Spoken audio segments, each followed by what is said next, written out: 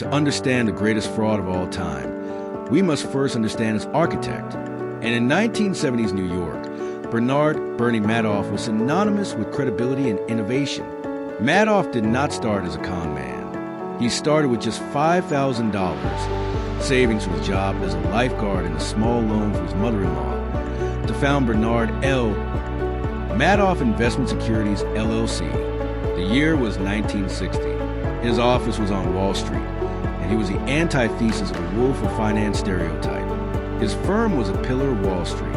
It helped found the NASDAQ, the world's first fully electronic stock exchange. Bernie Madoff was a technology visionary, a pioneer who made markets faster and more accessible. He was respected, powerful, and part of the elite circle of financial market regulators. But what truly made him a god on Wall Street was not his brokerage firm, but his secret investment fund. No one outside his inner circle knew exactly how Madoff managed to deliver consistent returns, year after year, of 10 to 12%, regardless of whether the market was up or down. When markets crashed, like in 1987 or after September 11th, Madoff's returns remained perfectly stable. He was a magician of Wall Street. His fund was not open to the general public. The rule was, you were either part of the elite or you were friends with the elite. This air of exclusivity was, in fact, his first tool of fraud. No one wanted to be left out. Madoff's fund was a back door of Wall Street, an exclusive club. Banks, charities, celebrities, European investors, everyone wanted in, and it was this aura of unattainability, this impeccable credibility that shielded his deepest secret. The secret of Madoff was not a complex financial algorithm. It was the oldest, simplest fraud in the world, a Ponzi scheme. The principle is brutally simple. The money from new investors is used to pay the promised returns to old investors. It's a pyramid that doesn't generate wealth. It only transfers money, and Madoff perfected it to an unprecedented level. The key to Madoff's success was discipline. He never allowed the fund to grow too fast. He controlled the flow of new investors through feeders, people who acted as intermediaries. They did the dirty work of raising the money, and Madoff kept his hands clean, protecting his pristine image. The fund operated out of the 17th floor of the Lipstick Building in New York. However, the legitimate brokerage business operated on the 19th floor. Madoff kept the two sides of the business rigidly separated. Only a handful of people were allowed onto the 17th floor. Himself, his account manager Frank D. Pasquale, and a small group of longtime secretaries. They used old, simple software to generate fake reports. They weren't trading stocks. They weren't investing. They were just receiving money and sending out fraudulent statements. If you wanted to cash out, Madoff simply used the money he had just received from someone else. And where were the auditors? Madoff Securities was audited by a small, obscure accounting firm called Freeling and Horowitz. The office was located in a New York strip mall and operated by a single person, David Freeling, who didn't even have the proper certification to audit a company of that size. Freeling's role? Merely to sign the documents Madoff sent him.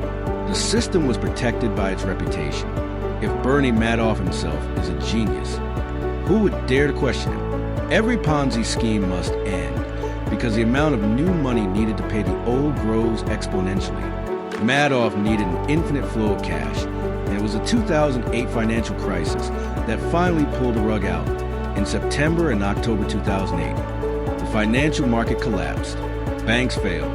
Panic set in, and Madoff's clients started calling. They no longer wanted to invest. They wanted their money back.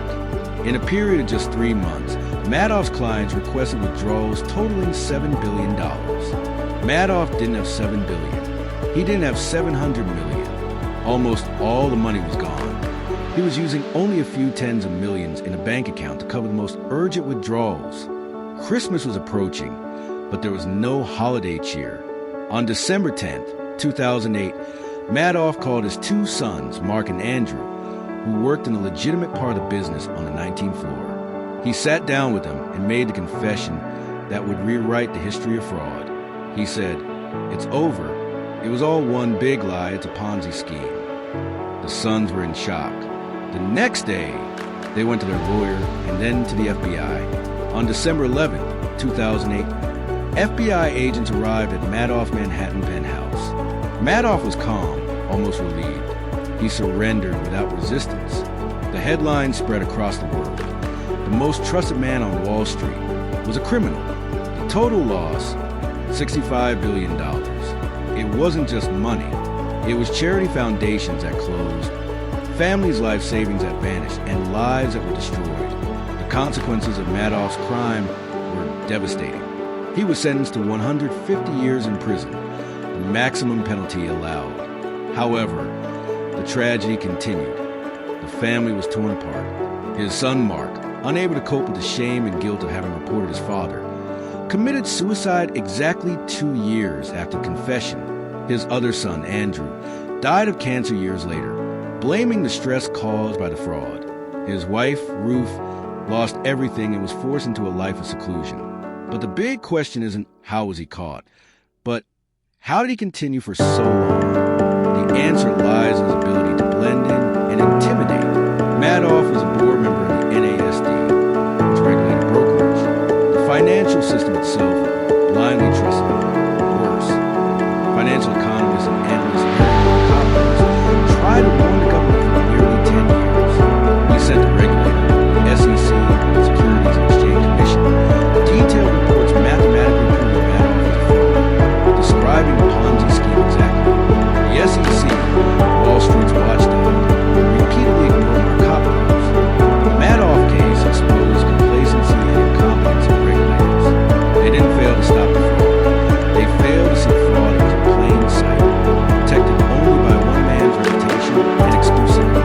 Madoff died in prison in 2021. Taking in the details of exactly where the money went in and there was more people involved. The Madoff story is a cautionary tale that echoes the ledger leak. It is proof that even in a world of algorithms and strict regulations, human greed and blind trust can be the greatest weapons of financial destruction. The price of Bernie Madoff's reputation was $65 billion and countless destroyed lives. What is your opinion? Is the SEC incompetent?